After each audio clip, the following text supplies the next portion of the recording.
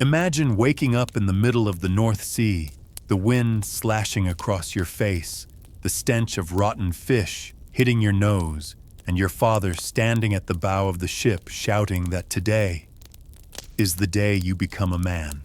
Sounds glorious, right? Wrong. Because you are about to learn that being a man in the Viking Age means dying slowly, but in a very organized way. And your mighty father, he does not teach you how to swing an axe. He teaches you how to vomit and still row, how to shiver and still laugh, and how to survive the ocean's fury without losing your pride or your breakfast. Before we dive straight into this wooden and salty nightmare called a day, as the son of the god of thunder, bang your shield, which means hit that subscribe button if you enjoy stories so real they make Netflix look like a children's cartoon. And drop a comment below to tell me, where are you listening from, solid land? Or are you ready to set sail with the Vikings? Because what you are about to hear is not just a legend. It is the real price of being born as the son of a god. Dawn, awakening among dried fish and oars. Congratulations. You have just been reborn, not in the 21st century filled with Wi-Fi and Starbucks, but on a Viking longship in the middle of the North Sea. Good news, you are still alive. Bad news, everything around you is trying to make you reconsider that decision. You open your eyes, and the first thing that hits your nose is not the smell of morning coffee, but a mix of sweat, salted fish, and collective despair. Around 60 men are sprawled beside you. They look like a rugby team lost somewhere in the North Atlantic, and who have never heard of the concept of deodorant. You, a 12-year-old boy, were dragged onto the ship by your father last night. He said this was a rite of passage. But right now, lying among men oars and dried fish scales, it feels more like a rite of regret. Above you, the pale sun flickers weakly through the cold, gray fog, as icy as one of Odin's glaciers. The wind howls through the ropes, and the ship creaks with every wave as if laughing at you. Welcome to Valhalla, the unpatched version. The beta edition featuring drowning. Your father steps closer, a bearded man with shoulders as broad as two shields, and a scent that could be described as an entire winter fermented inside a wolfskin coat. He lays a hand on your shoulder, a hand as big as a log. Get up, son, he says. Today you are no longer a boy. Today you are a rower. You look around. No cabin, no private quarters, only a wet wooden deck, oars nearly as long as telephone poles, and a thin sailcloth flapping on the mast. You realize that what people call the legendary Viking ship is in truth just a floating wooden prison. Each time the waves strike the hull, seawater splashes across your face, salty cold, and stinging as if Odin himself had slapped you with the hand of Njord, the god of the sea. A man nearby sneezes and spits out seawater. Another sits up, rubbing his legs, and mutters through his teeth, "Wonderful." It is early morning, and I can already feel myself rotting. You think maybe they are joking. No, they are not. Your father says, "Eat breakfast." Then we row. You think breakfast means roasted meat, honey bread, something worthy of legend. Wrong. Breakfast here means biting into a slab of salted dried fish so hard it could kill a man if thrown at his head. You try to chew. It feels like gnawing on your own regrets. Your teeth ache. Your throat burns. Your father takes a sip of thin beer, a pale, lightly fermented drink, made only so you do not die of thirst from the bacteria-filled seawater, then hands you a bowl. "Drink," he says. "I do not drink beer." You do now. You take a gulp. It tastes metallic, salty, sour, and warm, like licking a rusty arrowhead. But at least it does not kill you. Immediately. Around you, men begin to stir. The creaking of wood, the yawns, the waves slapping against the hull, it all blends into a rhythm like Thor himself beating his drums. An older man with silver hair laughs heartily. Beautiful morning, the sea has not killed anyone today. You cannot tell whether that is encouragement or a warning. Moments later, your father signals. Everyone moves toward the oars, lining up along both sides of the ship. You are pushed into the middle row, the worst spot where the wind never reaches, but the smell of men reaches everywhere. He places your hands on the long oar and says, "When I shout, you pull. When I shout again, you push. When I say nothing, you keep going." You nod, though the only thought in your head is, "Why could I not take up wool weaving like Mother A?" Shout echoes. Ha! The oars slam into the water with the heavy thud of synchronized exhaustion. You pull. Your arms burn. The cold wind cuts through your coarse wool tunic. Salt water splashes across your face. You make an interesting discovery. Seawater tastes like despair. Your father bellows, "Row harder." Valhalla is not for the weary, a man behind you mutters, "No, it is for the drowned." Each stroke fills your lungs with the smell of sweat salt and rotting wood. The ship shudders like a chained beast. You look out to sea, the sky is dull gray, the water pitch black so cold, it feels like it is laughing at you. Legends say the Vikings were men unafraid of the sea. The truth, they were simply too poor to be afraid. You tremble, your hands numb. The wind howls like the eerie laughter of Loki. A drop of salt water touches your lips, freezing cold. Suddenly your father shouts. Raise your head, you follow his gaze far in the distance. A massive whale rises from the depths, spraying white water into the air.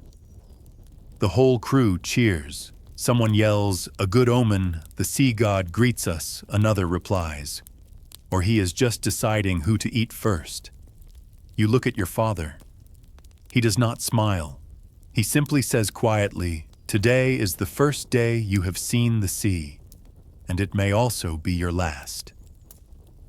The ship cuts through the waves. You begin to understand the path to becoming a Viking man is not marked by glorious battles, but by your ability to keep rowing without throwing up. The waves grow higher, the wind stronger. Everyone strains to stay in rhythm. Each stroke feels like a punch to your chest. Sweat, seawater, and blood from your blistered hands mix together. But your father does not look back. He only shouts, "Row, my son." If the sea does not kill you, then Valhalla will have to wait. You think, fine by me, as long as Valhalla has mattresses and a bathtub. An hour later, the ship finally stops in the middle of the sea. Everyone gasps for breath. You let go of the oar, your palms raw and bleeding. The cold wind sweeps across, filling your lungs with the sharp smell of salt and fish. You look at your father. He stands there, his gray-blue eyes like a storm staring toward the horizon. You know he says, "When I was your age, I was afraid too." But the sea does not care about fear. It only cares whether you dare to keep rowing. You nod not because you understand, but because you no longer have the strength to argue.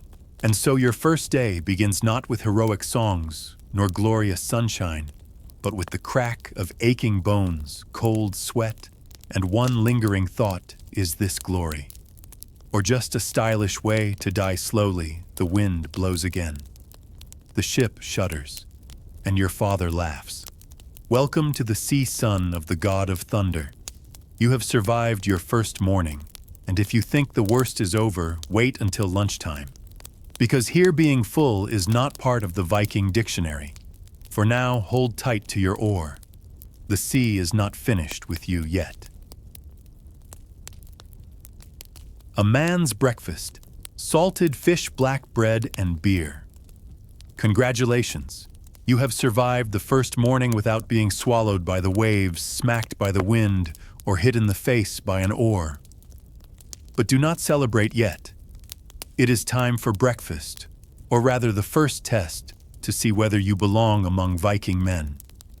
Or if you are just a light snack for the Greenland sharks. You think breakfast means food. Here it means a mild punishment before you starve to death.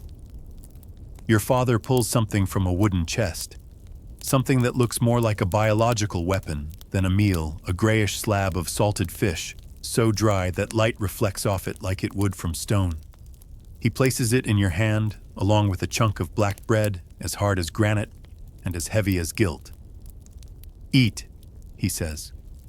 "What?" "Is this dried fish? From last week. It looks like it died much earlier than that. Then it suits us just fine." You take a bite. Crack. Your teeth make a sound like they just hit a wall. The first taste is salt. The second taste is also salt. The third is regret. It is so salty that if you fell overboard, the fish would avoid you thinking you were one of their salty relatives. On the ship, everyone eats in silence. Not because they are deep in thought, but because if they open their mouths too wide, the wind might steal their bread. A few men glance at the sky. Dark clouds are drifting closer, promising rain. No one cares. If it rains, at least they will have water to help swallow the fish. You take another bite and realize this black bread was not made to be eaten. It was made to train the jaw muscles of warriors. It feels like trying to chew an elderly brick. "Father, why is the bread so hard, so it will not go moldy? Since when? Since last winter." Perfect. You are eating the memory of frost. A man sitting beside you, huge as a refrigerator with a beard covering his entire chest, laughs loudly and slaps you on the back so hard you nearly drop your oar. "First time eating a salted fish, kid." "Yes." "Good. Keep eating. If your stomach survives this, it will survive anything. Even marriage." The whole ship bursts into laughter, a hoarse, beer-soaked, salt-stained roar that echoes across the misty sea. You do not understand the joke, but you force a smile. At 12 years old, understanding is optional. Not vomiting is enough. When someone says a balanced breakfast, you might think of protein, carbohydrates, and fiber. Here balanced means salty enough to kill bacteria, hard enough to kill rats, and revolting enough to kill your appetite. Your father hands you a carved wooden cup, filled with a cloudy golden liquid topped with faint bubbles. Drink. It will warm your stomach. Water beer, but I am 12. This beer is weak. Drink it. The water has worms. You glance around, and he is right. There is no clean water. At sea, fresh water is more precious than gold. The Vikings usually brought along thin beer or mead, light honey wine, not to get drunk, but simply to avoid dying from contaminated water. You take a sip. The taste is as if someone had washed their feet in a pot of honey and forgot to boil it afterward. But at least it is warm, and it does not kill you. Not yet, anyway. Around you, the men start talking while they eat manly conversations about battle trophies, women from nearby villages, and how many times they almost drowned. You stay silent, trying not to show that you understand none of it. They speak fast, mixing Old Norse with rough laughter and words that sound half myth, half profanity. One man chewing on fish while holding a massive axe says Thor taught us the most important breakfast is the one you survive. Another nods solemnly. True. You eat to fight. You fight to live. You live to eat again. And you think if the Viking life cycle is eat, fight, live, eat again, they probably never had time to brush their teeth. A moment later, your father glances your way. Eat faster. Rowing time is near. I am still on my first bite. Then chew with your soul. You bite hard, forcing yourself to swallow. The salted fish scrapes down your throat like sandpaper. Your stomach churns, hungry, salty, slightly drunk. The wind blows through, carrying with it the smell of fish, animal hide beer, and men a thick, pungent symphony of Viking civilization. You realize something profound. Viking manhood is not a title. It is a smell. The man sitting beside you scratches his chest and says, "My first time at sea, I threw up for 3 days straight. Now I only vomit when the waves are high." Another man cuts in, "And I only vomit when the beer runs out." The whole ship roars with laughter again, rough, salty laughter carried away by the wind into the fog. You do not laugh this time, because now you really do feel sick. Just then the ship tilts. A large wave crashes against the hull, splashing seawater across the deck. Everyone keeps eating as if this happens every morning.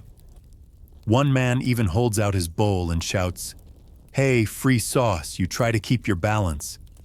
Your piece of fish slips from your hand, slides across the deck, and disappears into the sea.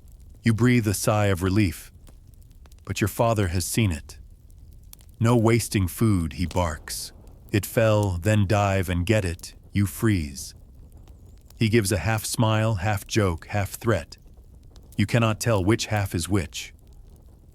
When the waves calm down, your father sets his bowl aside and looks at you with that expression. Every Viking father seems to have a mix of love, disappointment, and hope that his son will not die stupidly. Listen, my son. We do not eat to be full. We eat to survive. The weak die from the wind. The strong live even with nothing but salted fish. You swallow. It tastes salty. What if I am weak? Then the sea will teach you, in the harshest way possible. You look around, 60 men on one ship, eating, drinking, laughing, spitting, cursing, and living. No one looks as grand as the legends say. No one glows with heroic light. They are just men, hungry, cold, and stubborn. And somehow it is that stubbornness that makes them immortal in history. You look at the last piece of fish, take a bite, close your eyes, and swallow. It does not taste any better. But you feel a little less afraid. The sun climbs higher. The wind grows stronger. The sail stretches wide. Your father rises and shouts, "Breakfast is over. Time to be men for real." You wipe your mouth, grab your oar in a hurry.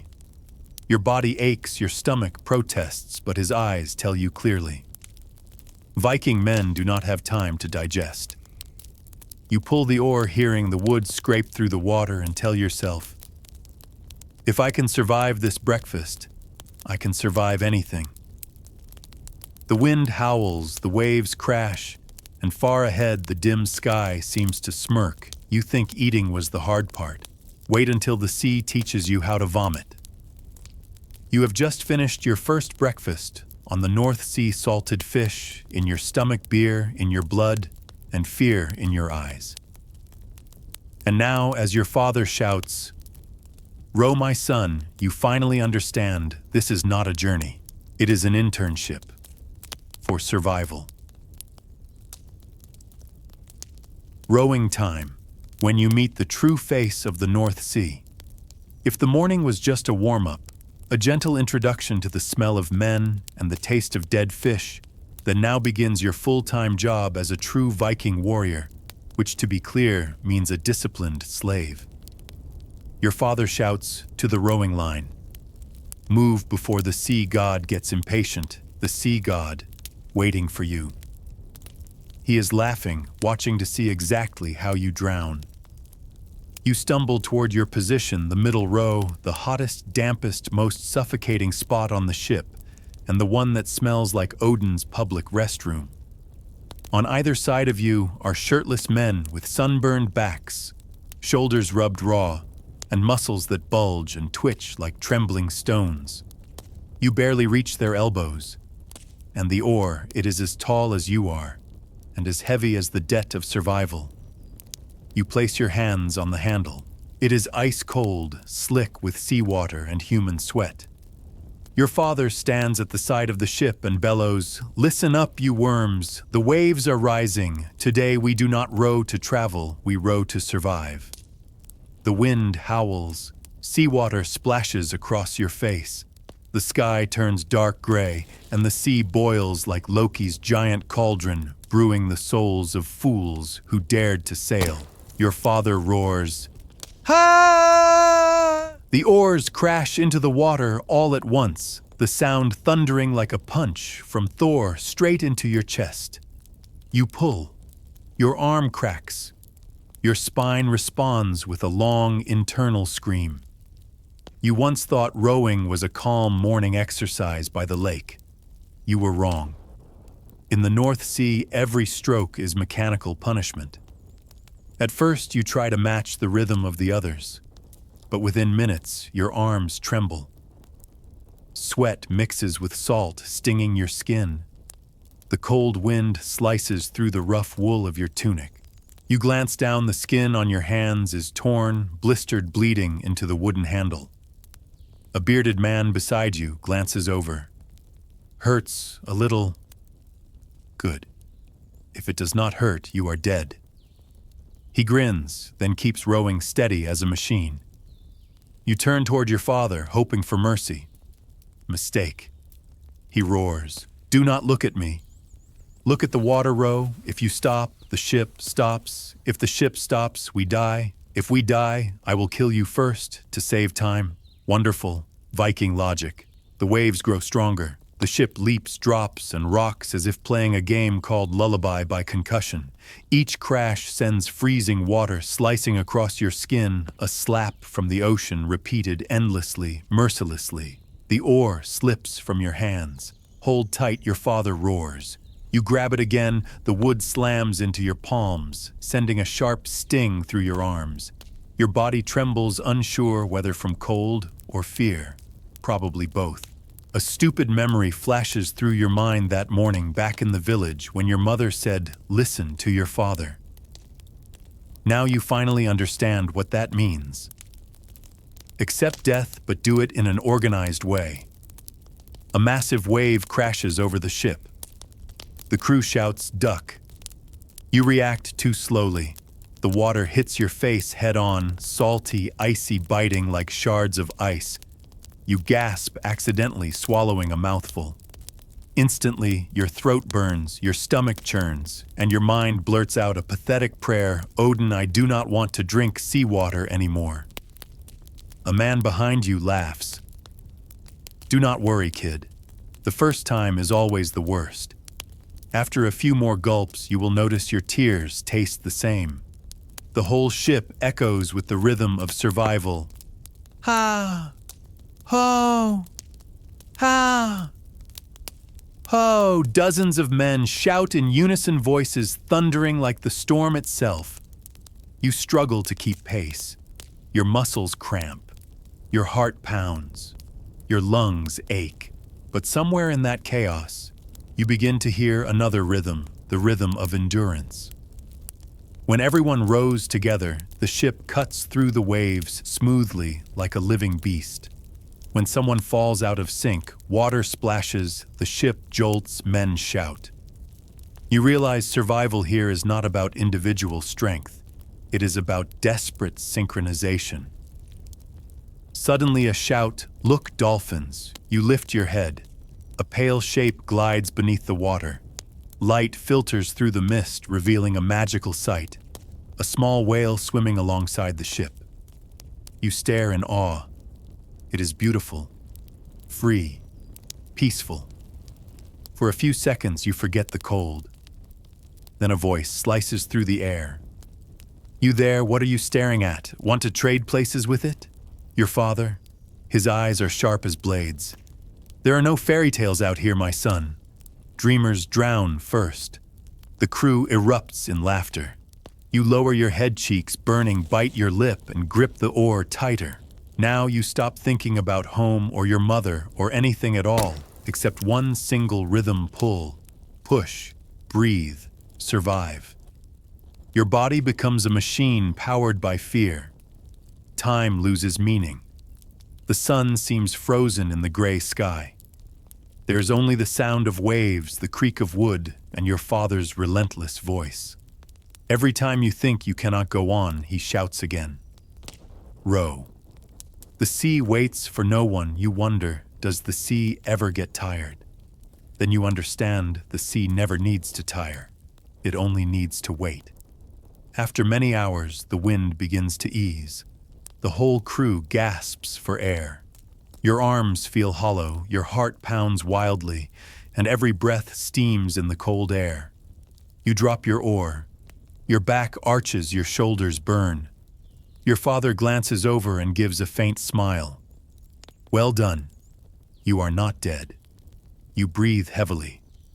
I am not alive either. That is the first step to becoming a man. An older man beside you rasps, "Kid, you know why I like rowing? Because you like the sea." "No. Because when I row, I forget I am hungry." He grins, toothless. You force a laugh. The wind blows again. The waves rise again. The ship moves once more. For a brief moment, you look out toward the horizon. The gray light bleeds into the mist, and the dim glow dances on the water's surface. There is something beautiful there, a beauty that is cold, merciless, and real. And suddenly you understand why the Vikings keep sailing again and again, even knowing they might never return. It is not for gold nor glory. It is because standing at the edge of death, they feel most alive. You take a deep breath. The salty air burns your lungs, but you do not cough. Your hands bleed, but you no longer feel pain. Your father nods. Now you understand. Being a man is not about holding an axe, it is about holding the oar even when your hands are bleeding. You smile weakly, and if I let go, then I will throw you to the fish. Good, as long as they eat you first. He laughs a rare, honest laugh echoing through the cold wind. And you realize beneath the harshness your father is teaching you the greatest lesson, not about strength, but about endurance. The sun sinks behind the fog. The waves calm. The men rest. You lie flat on the wet deck, eyes closed, listening to the sound of your heartbeat blending with the whisper of the wind. The world has been reduced to four things: breath, salt, wood, and exhaustion. And within them, you feel something unexpected pride. Not because you are strong, but because you have survived. You open your eyes and see your father standing at the bow, gazing at the crimson horizon. The wind lifts his hair, the light glints off his axe. He says nothing. He simply raises his wooden cup and nods toward you. Welcome, my son. Now you row like a Viking. You smile faintly, let your head fall back and think. If Valhalla truly exists, they probably make you row before letting you in. You have rowed, you have bled, and you have learned who the North Sea really is, not an enemy, but the cruelest teacher of all. And now your afternoon begins, as the Viking ship sails straight into waters no one dares to cross. In the heart of the sea, where the waves and wind decide who you are. Congratulations, young Viking. You have survived your first morning of rowing. Your hands are bleeding, your back is bent like a bow, and your soul is torn between wanting to go home and wanting to surrender. But the ocean does not care, because this is when it truly begins. Before you, the North Sea stretches open like the mouth of a great beast, black, deep, and so cold it could freeze even your dreams. The homeland's shoreline behind you has shrunk to a thin gray blur, fading, shrinking, and finally vanishing completely. You have officially entered what the Vikings call Jörden's Ende, the edge of the world. The wind rises, screaming through the sails, slapping your face. The cold here is unlike any cold you have ever known. It does not stay on your skin. It crawls into your bones, gnawing from within as if the frost god himself were biting through you. You think I thought sailing was an adventure. Turns out it is just freezing to death with a hint of fish. Your father strides along the side of the ship, his eyes sharp, his voice booming over the storm. Keep the rhythm. The waves are rising. Anyone who slows down, I will throw to the fish. No one laughs. On a Viking ship, discipline is not measured in words. It is measured in the distance between life and death. One man lets go, the ship tilts. One man tires, the entire crew drifts backward. Here, a single weak link is enough for the sea to swallow all 60. You look down at your hands, skin-torn blood seeping into the wood. Salt and blood mix into a crust as hard as iron on your oar. A man beside you gives a dry chuckle. Blood is the best grip, keeps the oar from slipping. You nod, unsure whether he is joking or serious. Then again, on this ship, no one really knows where the line between the two lies anymore. The wind begins to howl like the warped singing of drowned souls. The waves rise, towering like walls. With each surge, the ship lifts high and slams down hard, taking your heart with it. Water floods the deck. Instantly, everyone moves by instinct. They bail. One hand rows, the other scoops. No orders needed. Your father shouts, "Faster! Keep the ship light or Odin will have extra guests for lunch." You grab a wooden scoop and start bailing. The water is knife cold. Your hands go numb, your fingernails turn purple. Each scoop feels like you are emptying your own breath. You gasp, "Father, what if the water keeps coming faster than we can throw it out?" He answers without emotion, "Then we will swim to Valhalla." Perfect. You do not know how to swim. A crack of thunder tears across the sky. No, not thunder. Just the sound of wind screaming through the mast, mixing with the roar of waves to create a symphony of panic. Salt water slaps your face. Your hair clings to your scalp. Your eyes sting. You feel the ship tilt sharply to one side. A man yells, "Balance, lean to the right." Everyone shifts their weight. The wood groans under the strain, but the ship holds steady. Then comes laughter, your father's voice. "There, the sea only tests us. If it wanted to kill us, it already would have." You exhale hard, thinking, "Great." I love pop quizzes that come with a drowning option. After nearly an hour of fighting the wind, the waves begin to calm. Everyone collapses where they sit, exhausted, sweat and seawater running down their faces. You look up. The clouds remain gray, but a faint beam of light flickers at the horizon. Your father walks over, sits beside you, and hands you a gulp of thin beer. "Now you see why I said not to fear the sea, because if I am not afraid, I will not die. No, because fear will not help you live." You glance at him. His eyes are distant, staring into the blur where the sea meets the sky, the thin border between life and legend. "Viking men do not fight to win," he says. "They fight not to be forgotten." You stay silent. His words feel colder than the seawater itself. The afternoon drifts by slowly. The wind remains cold, but the sea grows gentler. You are given a few minutes of rest.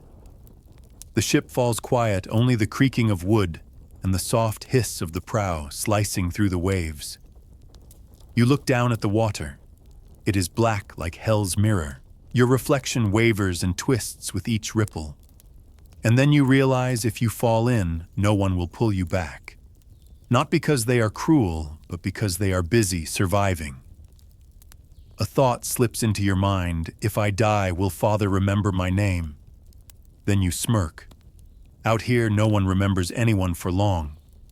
The sea takes everything except fear. By evening, the wind shifts. A small storm gathers. Clouds pile thick. The waves rise once again. You grip your oar. Your father shouts, "Ready!" Keep the bow facing north. Water crashes across the deck. The waves rise higher than men. It feels like rowing inside the throat of a giant serpent. You strain arms, trembling, but you do not stop. A younger man slips, falling backward, nearly dragged into the sea. You grab his arm, cold and heavy as stone, and pull with all your strength. Both of you are soaked, gasping for breath. He looks at you and grins weakly. Thanks.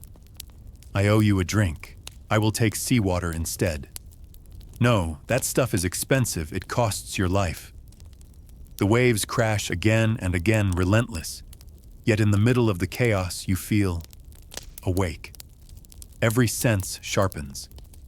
The wind screams, the water slams, your body aches, but your mind is crystal clear. You realize this is not just the sea. It is a ritual of cleansing, a trial where every weakness is washed away, leaving only raw instinct behind. You, the trembling 12-year-old from this morning, are now rowing through the storm as if you were part of the ship itself. It is not man against nature. It is nature teaching you how to be human. When the storm fades, the sky slowly clears. The pale evening light glimmers on the sea, smooth and flat like polished metal. The ship falls silent. No one speaks.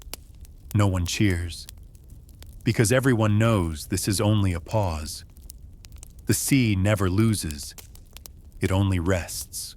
You look at your father, the man standing at the bow, his clothes soaked, his beard crusted with salt, his eyes still burning like fire.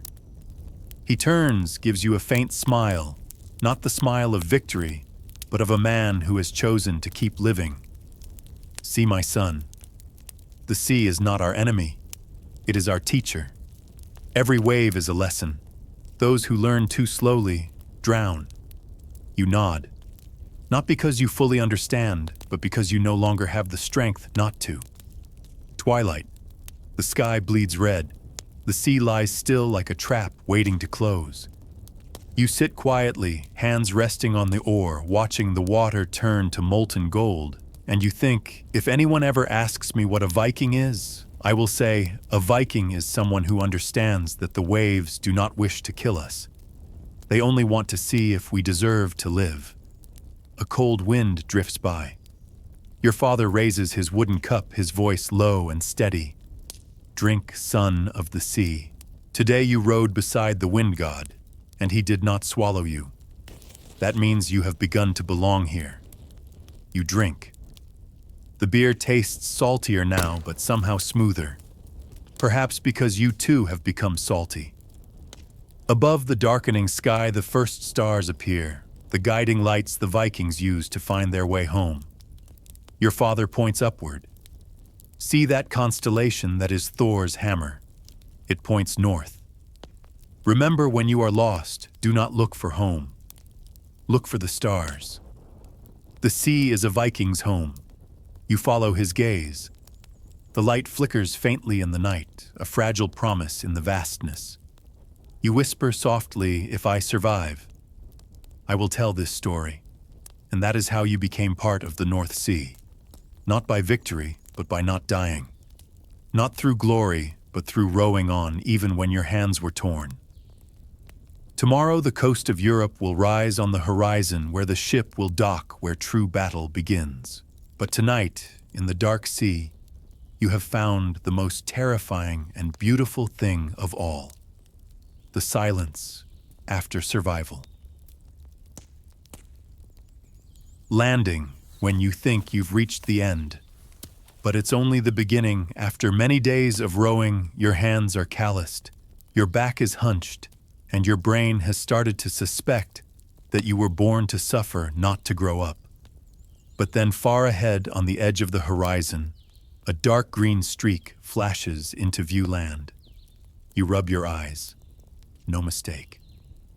After endless days of being punished by the sea like a personal plaything of the storm god, you finally see a color that is not the color of death.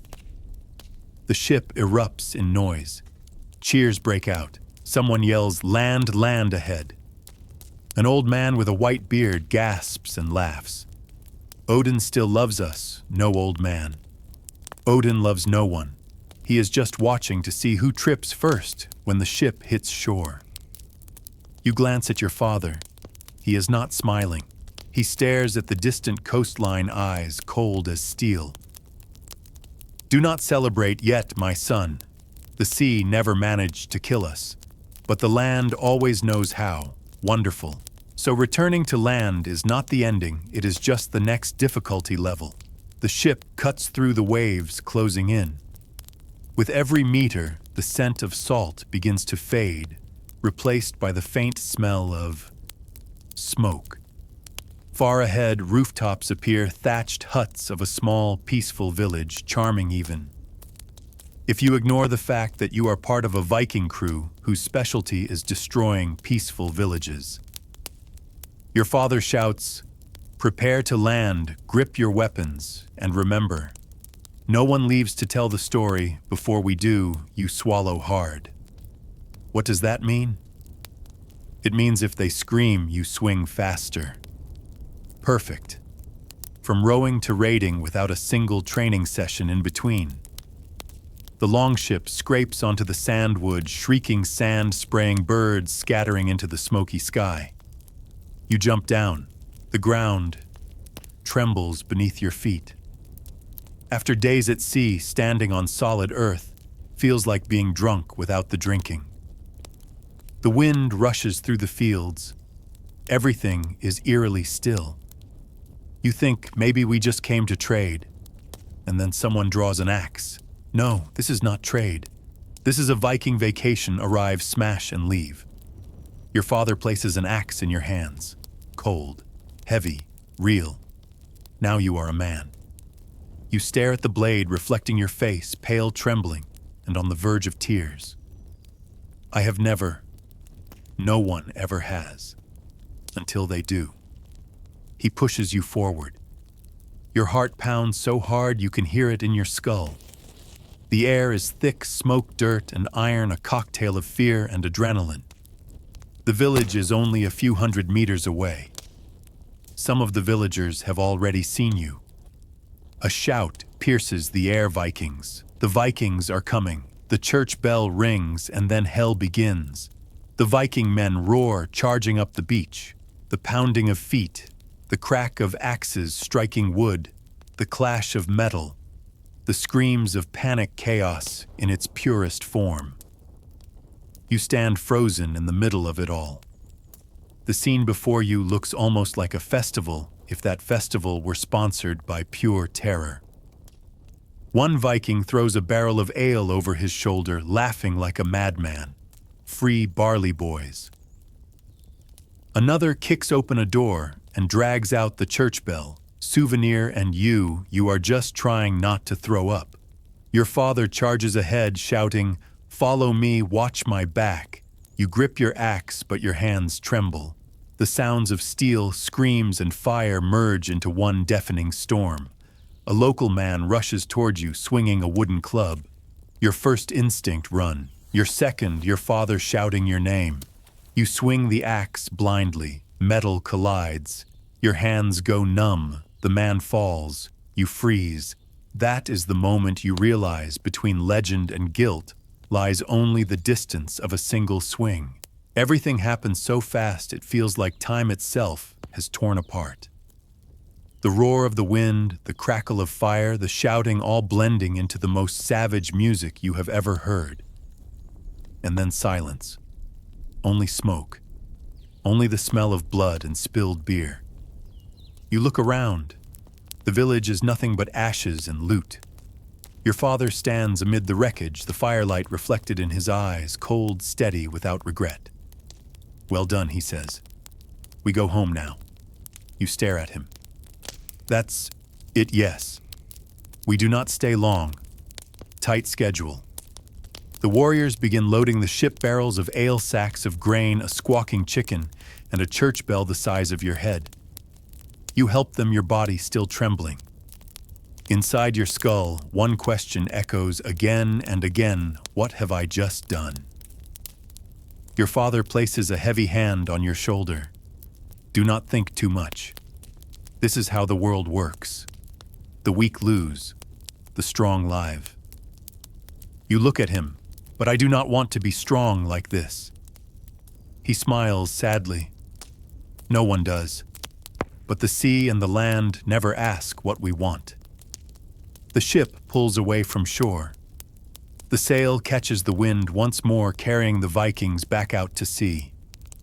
Behind you, the little village still burns, shrinking in the distance. You sit on the deck, staring back. All sound fades, leaving only the steady rhythm of the waves. And within that rhythm, you hear something else, your own heartbeat, slow, heavy, hollow. Your father sits beside you, pours some beer into a wooden cup, and pushes it toward you. Drink. I am not thirsty. No one drinks beer because they are thirsty. Vikings drink to forget. You take a sip. It tastes bitter. Bitter like what just happened. The sun sinks slowly, its red light spilling across the waves, looking like blood dissolving into water. Your father gazes toward the horizon and says softly, "Your first landing. You lived. That is enough." You look at him, but say nothing. Inside, something strange rises, pride and disgust tangled together.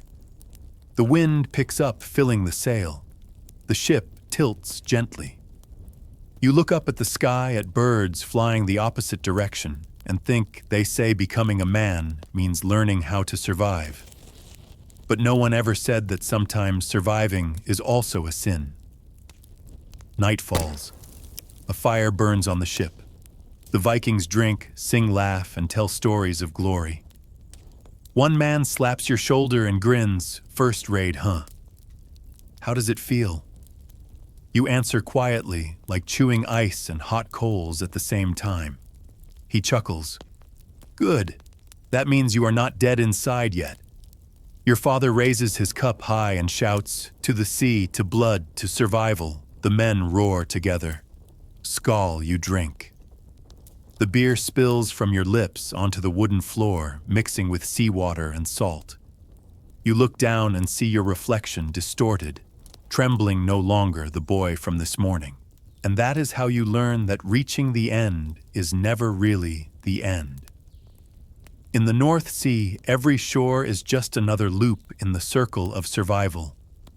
You do not know where this journey will take you, only that with every wave, a piece of your old self drifts away. Tomorrow you will row again. You will eat salted fish again. You will pretend to be a man again. But tonight, as the Viking ship drifts through the crimson mist of sunset, you finally understand the thing your father never said. Becoming a warrior is not hard. Staying human after the battle is. You have survived half a day on the North Sea, eaten salted fish, drunk warm beer, and witnessed what history books call glory, but what really tastes like salt-flavored PTSD. If you are still here, congratulations. You are stronger than 90% of real Viking warriors. And tell me, do you know what the Vikings did after every raid? They gathered their crew, banged their shields, and shouted to call more warriors to sail with them. As for you, all you need is a single click. One click of subscribe your modern-day shield to keep surviving with us through the hell of history. You have already rowed with us. Now join the crew. Before your father and the YouTube algorithm throws you overboard. And leave a comment, will you survive the next chapter or end up as bait for Viking sharks? Back to the ship. When spoils of war become new burdens, you think that after burning a village, taking gold, and becoming a man, you will finally get to rest. Wrong. Vikings do not rest. Vikings only change the type of pain. The whole crew trudges back to the ship, stumbling like crabs carrying shells too big for their bodies. One man clutches an axe, another drags a church bell, and one lunatic is hauling a live goat because it looked at me with chemistry. You are hauling a sack of barley almost as big as your body, your hands shaking, your feet sinking into the sand. The wind whips the smell of smoke blood and burnt metal into your face, the scent of glory, if you are insane enough to call it that. Your father turns back, his voice dry as salt. Hurry up, son. Loot only matters if you live long enough to carry it home. It is too heavy, father. then it means you are still too light to be called a man. Perfect. Here, everything is a test, even carrying a bell as heavy as guilt. The ship pushes off again, slicing through the gray water. The sky darkens. The cold wind cuts across your face. It is as if the sea itself is mocking you. Oh, you came back, I was not finished with you. You sink into your rowing seat. Your hands are raw, your right palm still smeared with dried blood. In front of you lies a pile of chaotic treasure cloth ale chickens and a few sacred relics that everyone is fighting over. Behind you, the men laugh, spit, and belt out victory songs, the kind of karaoke Odin would absolutely hate. A man slaps your back, laughing loudly. Kids see easy. You just have to kill faster than you get scared. Yes. Good. Next time you will shake less, or not. He gulps his beer and laughs again. You stay silent. The beer spills onto the wooden floor, mixing with fish blood, creating a smell you know you will never forget. The ship drifts farther out. You think this is finally the time to rest. But then a shout, row. We have a long way to go. You gape. Row again, your father answers. You think the ship sails itself. Odin did not invent engines. And so you pick up the oar again. Your hands ache, your heart feels cold, and your mind empties out. Each stroke sounds like the knocking on your own coffin. As the sun sets and the wind softens, the ship begins to drift slowly. Your father signals for rest. Everyone drops their oars. A long sigh ripples through the crew, the sound of men who are not dead yet. One man slumps down, opens his bag of loot, a few trinkets, a silver knife, and a piece of burnt bread. Well worth the trouble, he says. Pity, though, this bread still tastes better than what I get at home. Laughter breaks out. The kind of laughter only men who have seen hell can produce, rough, twisted, but genuine. Your father opens a barrel of beer and passes it around. You get a cup, small, weak, and warm. Drink, son, he says. To celebrate, no. To rinse your throat, you will be shouting again tomorrow. You drink. The beer is bitter. But this time the bitterness feels comforting. Maybe because it is real. As the men rest, someone begins to tell a story. An old, raspy voice echoes through the night. Long ago, the god Thor set sail to fight the sea serpent Jörmungandr. Everyone falls silent, listening. No laughter, no talk. Only the voice blending with the rhythm of the waves. The Vikings have no movies, no books. They have stories told on the ship at night, when death sleeps just beneath the surface of the water. You listen, picturing Thor raising his hammer, lightning splitting the sky, and for a moment it looks familiar. Because your father looked the same today, only with an oar instead of a hammer. The storyteller pauses, draws a deep breath, and Thor did not kill the serpent.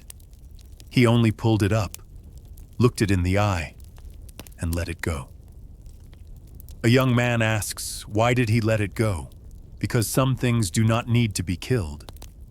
The old man replies, they just need to be known. You glance down at the sea, black, deep, cold. Yes, not everything should be fought. Some things like the waves exist only to remind you how small you are. After the story, the ship falls quiet. Someone begins to sing a slow, mournful song in Old Norse, its melody as heavy as the wind. You do not understand the words, but you understand the feeling, tired, weightless, hurting, alive. Your father sits beside you, saying nothing. He simply looks up at the star-filled sky. See that, my son, every star is someone who fell at sea, and they still watch over us. You lift your gaze. Thousands of lights scatter across the heavens. For the first time, you do not feel afraid. Because if the dead are still watching, then at least you are not alone in your suffering. The night deepens. The wind rests. The sea lies flat. A strange feeling stirs inside you, no longer fear, but belonging.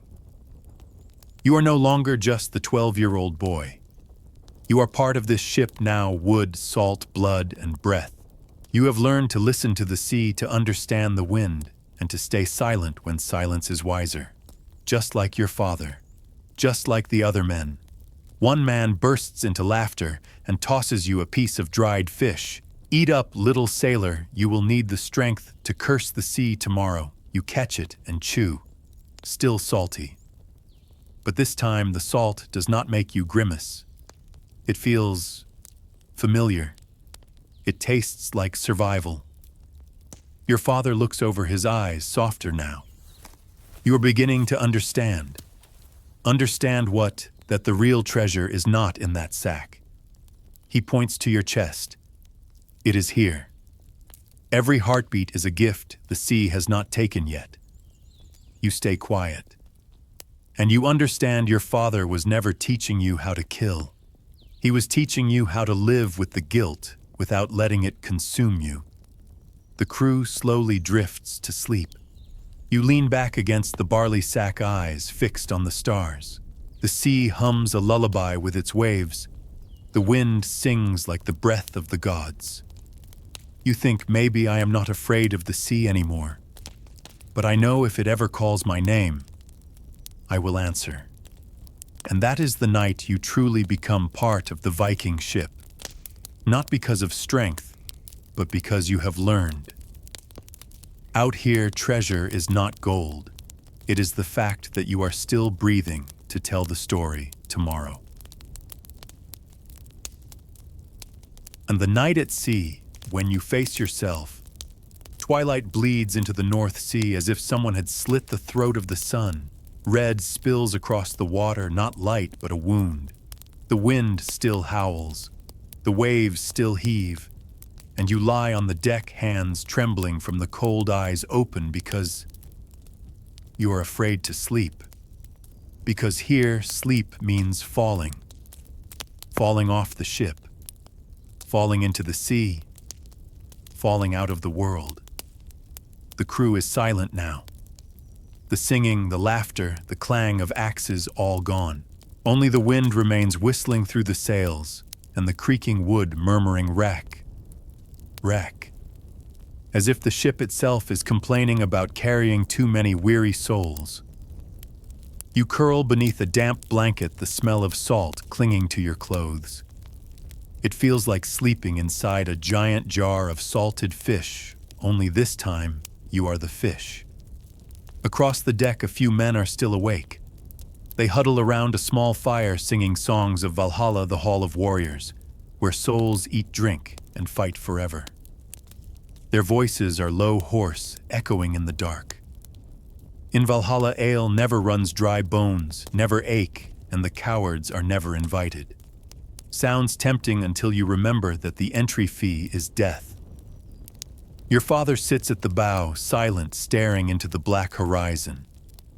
The firelight flickers in his eyes like two pieces of glowing iron. You step closer. Father, are you not sleeping? A real man does not sleep while there is still rowing to be done. He speaks without looking at you. The wind blows. His hair drifts. Salt crusts in his beard. You sit beside him, unsure if you should say more. Father. What? What if the ship sinks? Then we will float in someone else's memory. You give a weak laugh. I would rather float on the surface. He turns slightly, a faint smirk, then keep rowing. A cold gust slides past. You pull the blanket tighter. The only sounds are the creaks of wood expanding in the chill. Now and then, drops of water fall from the sail, ch, ch, ch, like a clock counting down to the ship's end. You look up. No clouds. No moon. Just thousands of stars, each one a gaze from a god or a soul that drowned long ago. The Vikings believed that when a warrior dies at sea, his soul rises into the sky, turning into a star to guide those still alive. You think, if that is true, the heavens must be crowded tonight. Your father points upward. See that constellation, the one shaped like a serpent, Jörmungandr. It wraps around the whole world. Is it real, maybe? Or maybe it is just the name we give to our fear. You stay quiet. His voice lowers deeper now. Everyone carries a serpent inside. If you do not control it, it will strangle you.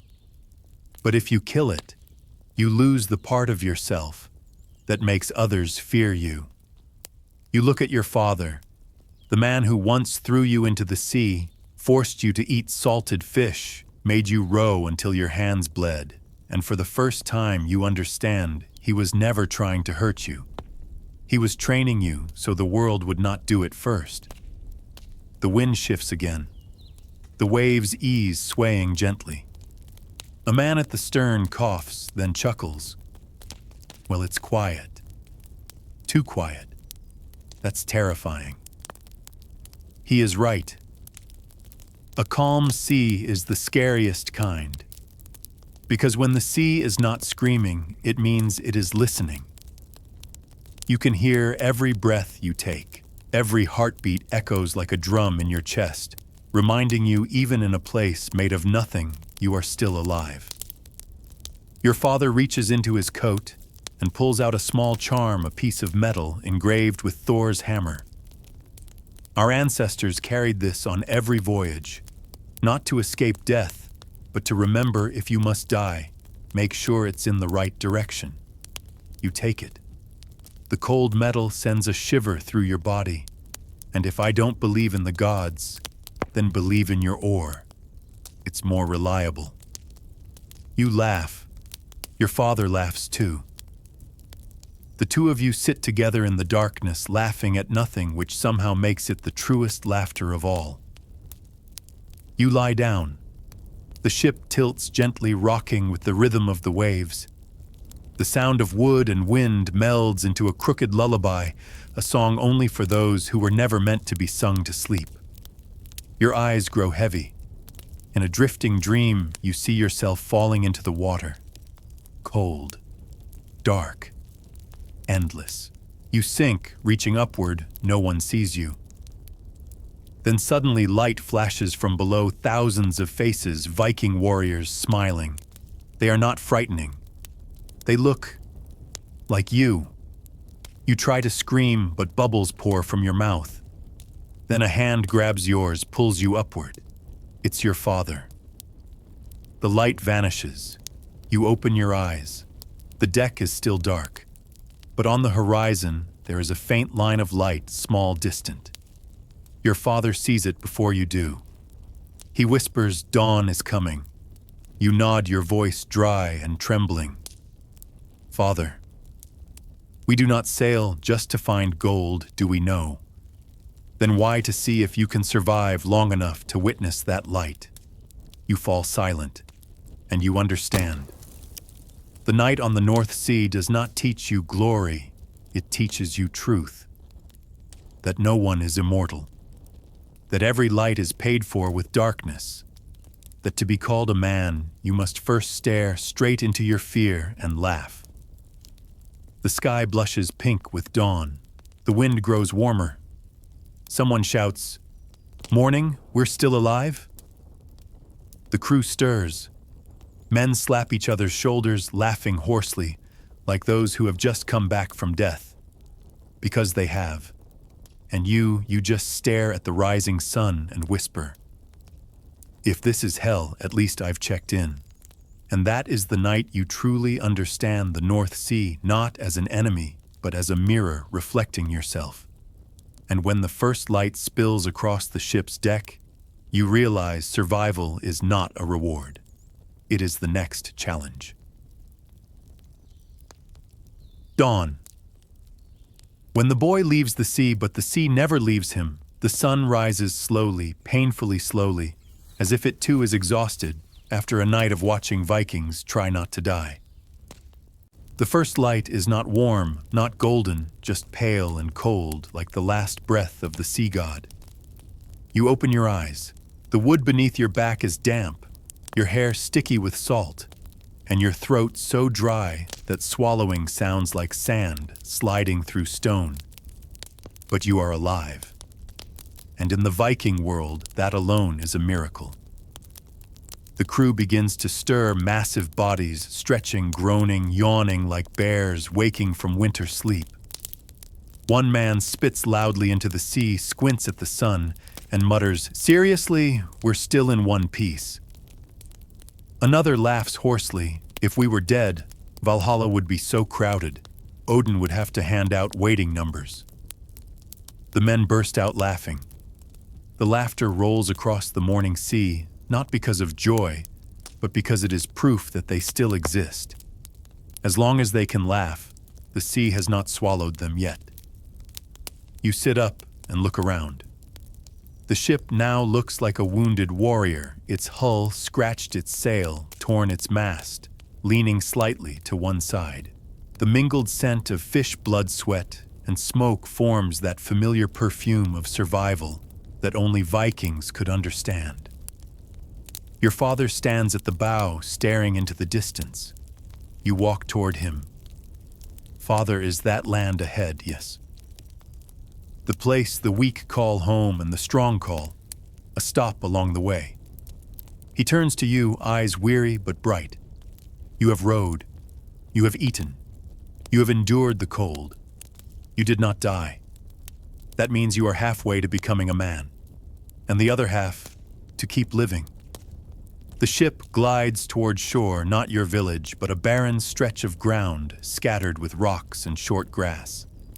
The crew disembarks quietly, unloading their loot-patching sails, lighting fires. No one speaks much. When you have lived beside death, silence becomes the only language that feels true. You look at the men around you, they no longer resemble the gods of legend. They are real, tangled beards, torn hands, hollow eyes, dry lips, and hearts that still beat. And somehow, that makes them greater than any statue. You step onto land. For the first time in many days, you feel the earth beneath your feet. It is not soft, not warm, but it stays still, and that alone is enough to make you want to cry.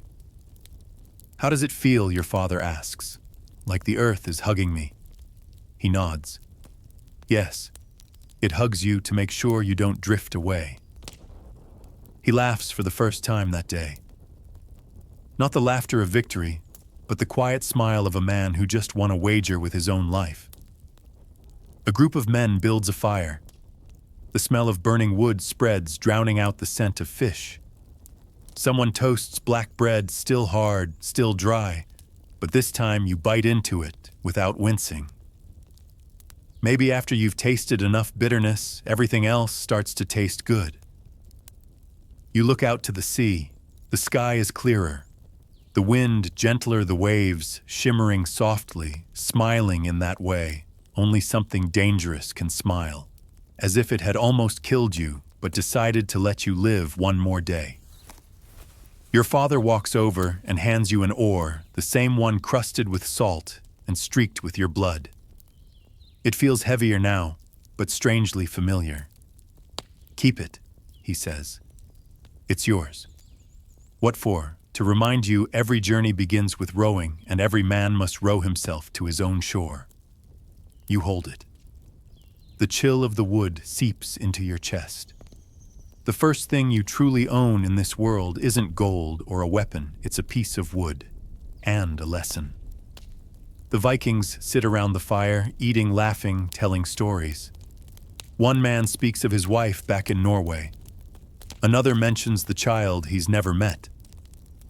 And you stay quiet, listening, realizing something.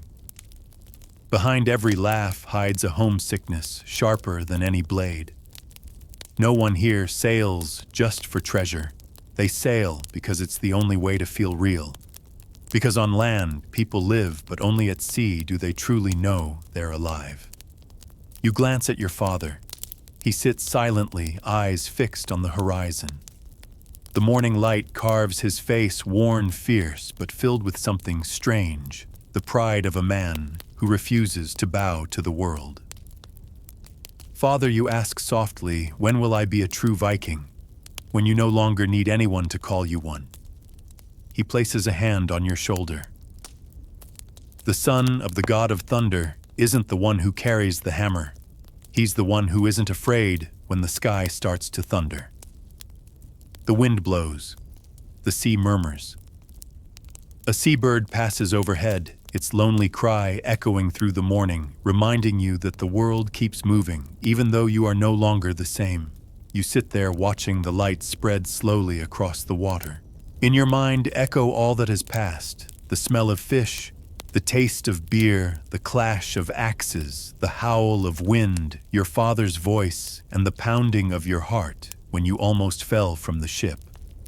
All of it merges into something new, the sound of Viking memory, and you understand. Yesterday you were just a 12-year-old boy dragged to sea by his father. Today you are someone who has survived the sea. The difference is not in age, but in the fact that now you know the sea neither hates nor loves. It merely reflects who you truly are. Your father calls out, "Prepare to head home." The answering shouts are faint but full of life. The ship cuts through the water again, the sails swelling with wind. You turn to look back. The sea fades into the distance, its ripples like an old mirror, reflecting your face, no longer the face of yesterday's child. You think to yourself, if father calls me a man, I will prove him right. Not with an axe, but by continuing to live in this cold, harsh, absurd world. To live to tell the story. To live to understand that we never conquer the past. We merely survive inside it. The sun climbs higher. The white sail catches the light like a giant blade. The crew laughs, shouts, sings, and you stay quiet, resting your hand on the oar, whispering, "Thank you, North Sea. Thank you for not swallowing me. At least not today." And if you, the one listening to this story, ever think yourself weak, remember this. Somewhere buried deep in the blood of humankind, there lives a 12-year-old child who once survived the North Sea with torn hands and a trembling heart. That child is you in another life. And if you ever hear the wind whistling past your ears, perhaps that is not wind at all, but the voice of that boy's father whispering, "Row, my son. The sea is far from over." A day in the life of the Son of Thunder does not end in victory, it ends in awakening. You have survived, you have grown, and you have left a piece of your soul upon the cold water. And the North Sea still whispers that story to those brave enough to listen.